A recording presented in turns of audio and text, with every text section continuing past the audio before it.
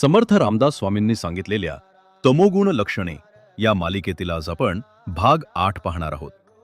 आज आपण तमोगुणाच्या अशा एका लक्षणाबद्दल बोलणार आहोत जे माणसाला कायम चुकांच्या गर्तेत ढकलते.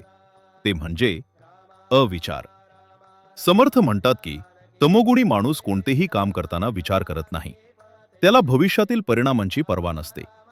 जे मनात आले ते लगेच करून टाकणे ही त्याची वृत्ती असते.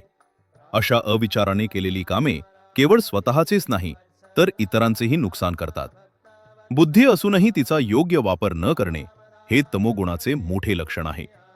तो नेहमी स्वतःच्या चुकीच्या समजुतींमध्ये जगतो. दुसरे महत्वाचे लक्षण म्हणजे पश्चात्तापाचा अभाव. तमोगुणी माणूस कितीही मोठी चूक केली तरी त्याला त्याची खंत वाटत नाही. मी जे केले ते बरोबरच केले असा त्याचा ठाम समज असतो. त्याला स्वतःच्या चुका मान्य नसतात आणि त्यामुळे तो कधीही स्वतःला सुधारण्याचा प्रयत्न करत नाही. समर्थांच्या मते जो माणूस स्वतःच्या चुकांपासून शिकत नाही तो आयुष्यात कधीही प्रगती करू शकत नाही. पश्चात्ताप हा आत्मशुद्धीचा पहिला मार्ग असतो, पण तमोगुणी माणूस तो मार्ग कधीच स्वीकारत नाही. लक्षात ठेवा, कोणताही निर्णय घेण्यापूर्वी 10 वेळा विचार करा.